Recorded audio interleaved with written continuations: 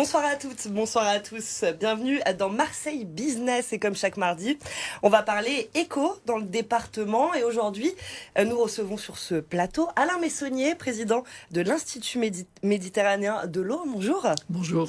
Et bonsoir Laurence, tu nous accompagnes évidemment comme chaque semaine. Bonsoir. Et on commence tout de suite avec le chiffre éco de la semaine.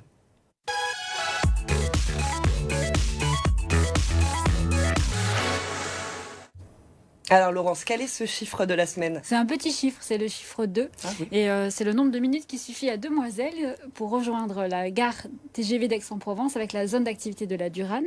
Et donc Demoiselles, c'est un véhicule électrique et autonome qui a été développé par Mila Group, mais surtout qui est issu d'un projet collaboratif qui réunit la métropole, des étudiants, des chercheurs, des industriels.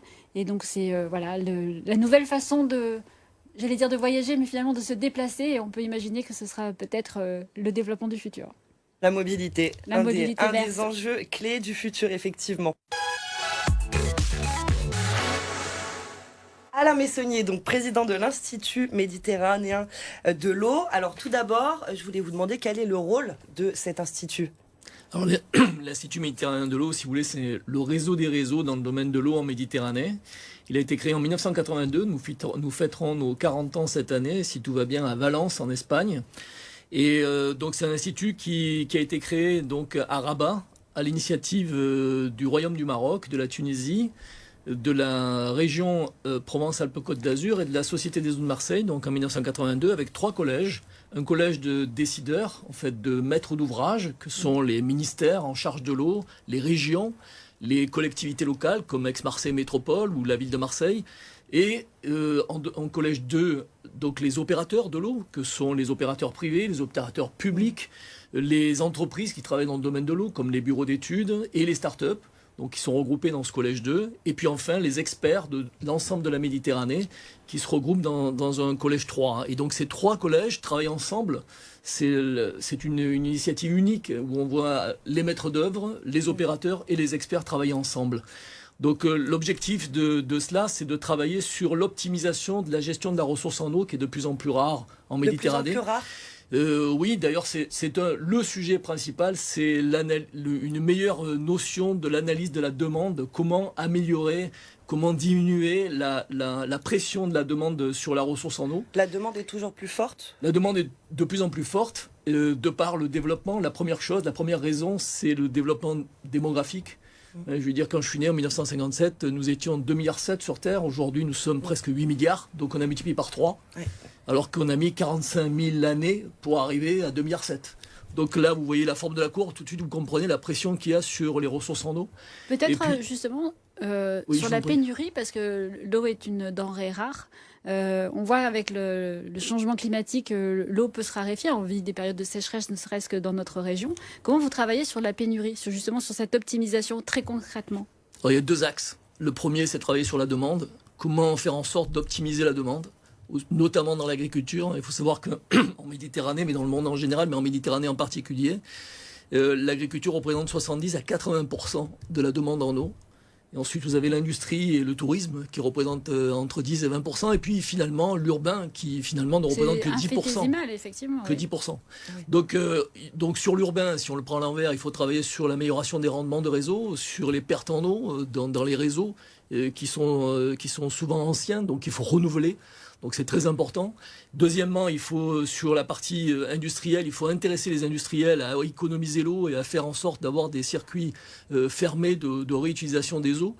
Et puis, c'est le cas d'ailleurs au Maroc avec l'Office chérifien des phosphates, qui est le premier industriel marocain, deuxième exportateur du monde en phosphate, qui sera en 2030 autonome en eau.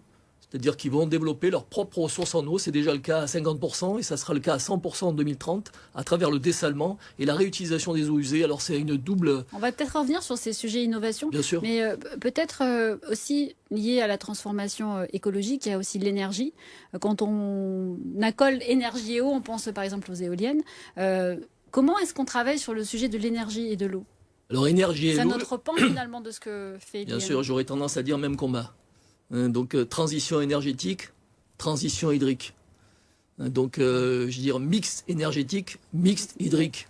Donc vraiment même combat. Et pour cela, nous allons nous associer avec l'Observatoire méditerranéen de l'énergie, qui est venu vers nous récemment pour voir comment travailler ensemble sur le couple eau-énergie. Cette alliance eau-énergie qui existe depuis longtemps, comme vous l'avez dit. Nous aurons d'ailleurs à Marseille tout prochainement, du 27 mai, je crois, au 2 juin, le congrès mondial des grands barrages. C'est une des plus grands rassemblements qui concerne la gestion des barrages. Donc ça, c'est l'hydroélectricité. C'est la première ressource non productrice de CO2 qui existe et qui est la plus efficace. C'est-à-dire qu'il faudrait développer des barrages, selon vous? En tout cas, il faut les développer intelligemment et surtout leur donner du multi-usage. C'est-à-dire que quand ils ont été conçus pour de l'irrigation, voir comment on peut les transformer pour de l'hydroélectricité et vice-versa. Ou les étendre. Vous savez, ici, nous avons un Serre-Ponçon qui a toutes les compétences, y compris la compétence touristique, puisqu'il faut conserver ce qu'on appelle la côte touristique de Serre-Ponçon pour permettre aux gens de passer leurs vacances l'été sur Serre-Ponçon.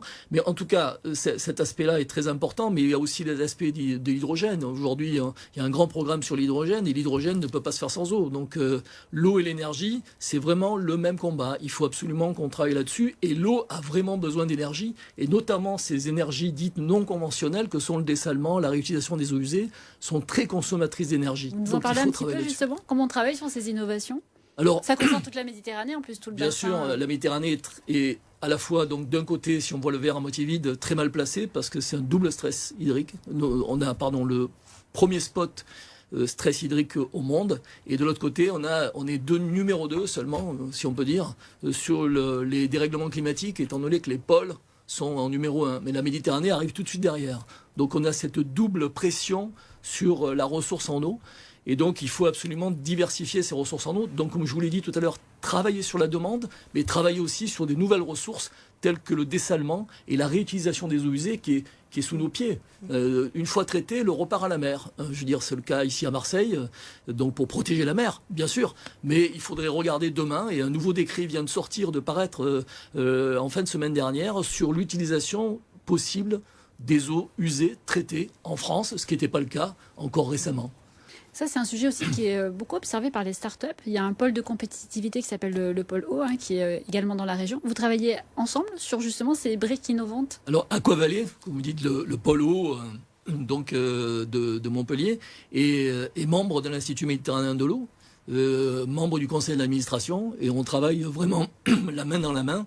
Et nous organiserons d'ailleurs courant mai deux journées d'information pour faire venir à Montpellier 6 pays méditerranéens pour présenter les projets qu'ils ont pour l'avenir et intéresser donc notamment les PME de ce pôle.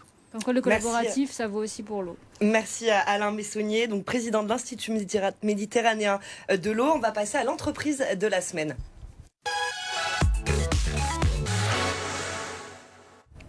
Alors, quelle est cette entreprise, Laurence? Alors, c'est un grand groupe. Pour une fois, ce n'est pas une start-up, c'est le groupe NGE qui est basé dans les Bouches-du-Rhône et qui a travaillé avec des organismes de recherche pour lutter contre les plantes exotiques envahissantes, donc celles qui, sur les chantiers, empêchent de pouvoir ce même chantier de se dérouler normalement.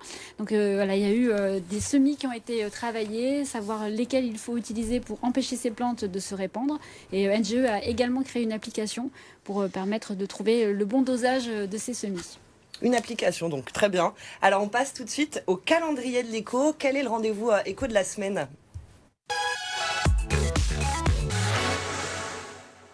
D'industrie, on en parle assez souvent ici.